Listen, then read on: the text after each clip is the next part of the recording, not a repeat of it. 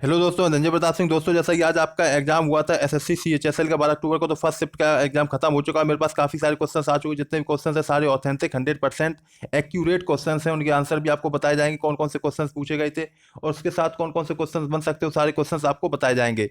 जैसे कि दोस्तों मैं आपको बता दूं, यहाँ पे जैसे कि आपके रोहित यादव, मनीषा और मनीष निमता और सुभाष, इन लोगों ने मुझे क्वेश्चंस भेजे थे और मेरी टीम भी गई थी जो एग्जाम सेंटर में, वहाँ पे भी काफ़ी सारे क्वेश्चंस मिल गए थे। लेकिन क्या हुआ, जो व्हाट्सएप पे भी कुछ एक्स्ट्रा क्वेश्चंस मिले थे और इन लोगों को मैच भी कर रहे थे क्वेश्चंस, तो इसलिए मैंने इन लोगों के भी क्वेश्चंस रखे। तो इसलिए आप लोगों का थैंक यू।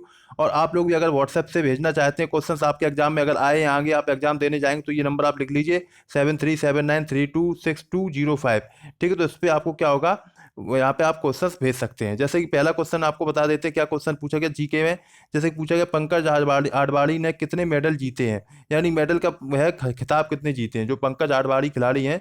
ठीक है, स्नूकर, तो उसमें पूछा गया कि कितने इन्होंने मेडल जीते हैं, तो कितने जीते हैं, इन्होंने 23 मेडल जीते हैं। ठीक है, खिताब जीते हैं। अब क्वेश्चन आ जाता है संविधान दिवस कब मनाया गया था, तो कब मनाया जाता है, तो ये 26 नवंबर को मनाया जाता है। अब बात ये आती है, ये 26 नवंबर को क्यों मनाया जाता है, ये इसलिए मनाया जाता है क्योंकि जब जो संविधान था अपना, 26 नवंबर 1949 को इसे अंगीकृत किया गया था। ठीक है, इसे अपनाया गया था। ठीक है, तो इसलिए इसे इस वक्त मनाया जाता है। ठीक है। अब यहाँ पे आता है दादा साहब फाल्के अवार्ड 2018 किसको मिला था, तो ये अमिताभ बच्चन को मिला था। और 2017 का अगर पूछ ले तो ये विनोद खन्ना को मिला था। ये ध्यान रखना है आपको, ये सारे क्वेश्चंस इंपॉर्टेंट है। ये भी क्वेश्चन पूछा था जो 2018 का है, किसको मिला, तो ये अमिताभ बच्चन और 2017 का विनोद खन्ना। चलिए नेक्स्ट क्वेश्चन देखते हैं। यहाँ पे लिखा है हिंदी दिवस कब मनाया जाता है, ये 14 सितंबर को आपका हिंदी दिवस मनाया जाता है। ठीक है, हिंदी दिवस 14 सितंबर को मनाया जाता है। अब यहाँ पे आता है गंगा कहाँ से निकलती है, यानी गंगा का जो ऑरिजिन पॉइंट है वो कहाँ से है। ठीक है, तो गंगा का ऑरिजिन पॉइंट गंगोत्री से है। कहाँ से, गंगोत्री से। तो ये आपके लिए काफी इंपॉर्टेंट क्वेश्चन है। ये आपके दो क्वेश्चन रिपीट भी हो सकते हैं, जो आपके एग्जाम में आए हैं ये फिर से आ सकते हैं। अब मैंने क्या किया है, जो जो रिवर से जुड़े हुए क्वेश्चन इंपॉर्टेंट, वो सारे मैंने क्वेश्चन यहाँ पे लिख दिए, तो ये आप लोग पढ़ लेना। ठीक है, ये पीडीएफ आपको मिल जाएगी टेलीग्राम ग्रुप पे। टेलीग्राम ग्रुप पे जुड़ने के लिए नीचे मैंने लिंक दे दिया है, लिंक पे उस पर क्लिक करके जो डिस्क्रिप्शन बॉक्स में या कमेंट बॉक्स में जाइए, वहाँ पे आपको लिंक मिल जाएगा। वहाँ पे आपको इसका लिंक मिल जाएगा। ठीक, वहाँ से आप लोग इस पीडीएफ को डाउनलोड कर सकते हैं। ठीक है, लेकिन मैं आपको क्वेश्चन पढ़ के बता देता हूँ। जैसे लिखा है, गंगा को बांग्लादेश में किस नाम से जाना जाता है, तो किस नाम से जाना जाता है, पद्मा नाम से। गंगा एवं ब्रह्मपुत्र की संयुक्त जलधारा किस नाम से जानी जाती है, तो मेघना के नाम से। भारत की कौन सी नदी सुंदरबन डेल्टा बनाती है, तो कौन सी, गंगा व ब्रह्मपुत्र नदी डेल्टा बनाती है सुंदरबन में। ठीक है, आती सांगपी सांगपो सांगपो नदी किस राज्य से होकर गुजरती है, ठीक है, राज्य से होकर प्रवेश में करती है, तो अरुणाचल प्रदेश से। ठीक है। अगर तवा किसकी सहायक नदी है, ठीक है, तो किसकी, नर्मदा की। ठीक है। यहाँ तक किस नदी को बिहार का शोक कहा जाता है, तो कोसी को कहा जाता है। ये भी काफी इंपॉर्टेंट क्वेश्चन, काफी बार पूछा जाता है। अतः कौन सी नदी बंगाल का शोक कही जाती है, तो ये दामोदर नदी है। तो बिहार का है कोसी और बंगाल का है दामोदर नदी, ये ध्यान रखिएगा। अतः कौन सी नदी यहाँ पे तो बंटा डोरी से होकर गुजरती है, तो कौन सी है, नर्मदा, नर्मदा है। ठीक है, और नर्मदा में एक मतलब झरना भी बनता है, उसका नाम क्या है, धुआंधार झरना। ठीक है, धुआंधार झरना के नाम से उसे जाना जाता है।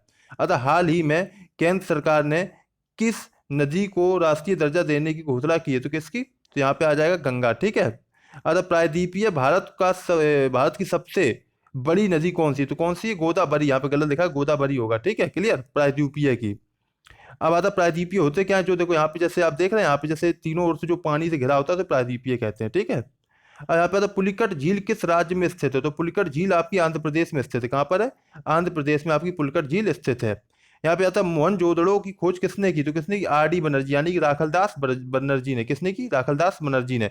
अब क्वेश्चन एक और आ सकता है, यहाँ पे मोहनजोदड़ो है। ठीक है। अब यहाँ पे और भी कई सारे क्वेश्चन यहाँ पे आ सकते हैं। ठीक है, यहाँ पे आ सकता है सिंधु सभ्यता की खोज किसने की, तो वो आप लोग बताएंगे किसने की। ठीक है, आप लोग कमेंट में बताएंगे सिंधु सभ्यता खोज किसने की। ठीक है, या सिंधु घाटी खोज किसने की। यहाँ पे आता है राष्ट्रपति पद के लिए न्यूनतम आयु की कितनी आवश्यकता होती है, यानी राष्ट्रपति पद पर कोई चुनाव लड़ना चाहता है तो उसकी आयु कितनी होनी चाहिए, तो उसकी आयु कितनी होनी चाहिए, 35 वर्ष होनी चाहिए कम से कम। ठीक है, तभी वो चुनाव लड़ पाएगा। और पीएम कितने, तो पीएम के लिए 25 साल कर दीजिए। ठीक है, क्लियर। चलिए, अब यहाँ पे आता है स्टेचू ऑफ यूनिटी कहाँ पर स्थित है, तो ये कहाँ पर, गुजरात में। ठीक है, स्टेचू ऑफ यूनिटी गुजरात में स्थित है, तो ये ध्यान रखिए, काफी सिंपल क्वेश्चन है। अब स्टेचू ऑफ यूनिटी से कई सारे क्वेश्चन बन सकते हैं, तो वो भी मैंने यहाँ पे देखो रख दिए हैं, ये आपको पीडीएफ मिल जाएगी। ठीक है, यहाँ पे आता है स्टेचू ऑफ यूनिटी का कुल वजन यहाँ पे कितना है, तो 1700 टन है। ठीक है, ये भी आप ध्यान रख सकते हो। ठीक है, उद्घाटन कब किया गया, तो 31 अक्टूबर 2018 को किया गया।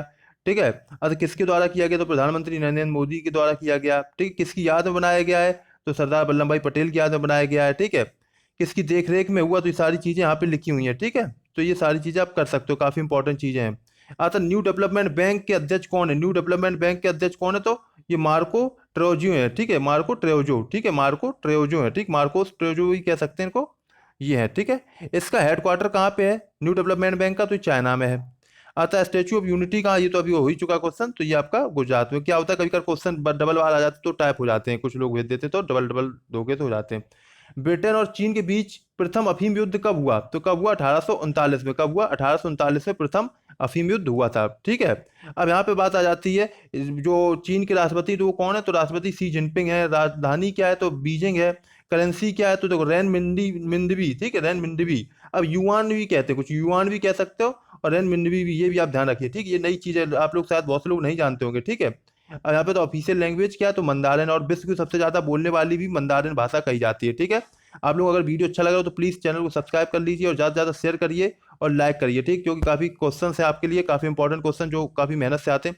आप एक चीज और आ जाती है, पूछ लिया जाए कि पॉपुलेशन के अकॉर्डिंग सबसे आगे कौन सा देश है, तो कौन है, चीन। फिर कौन सा आ जाता है, फिर आपका भारत आ जाता है, फिर कौन आता है, यूएसए। क्लियर, ये आपको ध्यान रखना। फिर इंडोनेशिया, फिर ब्राजील, फिर पाकिस्तान, फिर नाइजीरिया, फिर बांग्लादेश। इस तरीके से आप ध्यान रख सकते हैं क्वेश्चंस, ठीक है। ये पीडीएफ में आप सारी चीजें आपको मिल जाएंगी, आप अच्छी तरीके से पढ़ सकते हैं, ठीक है।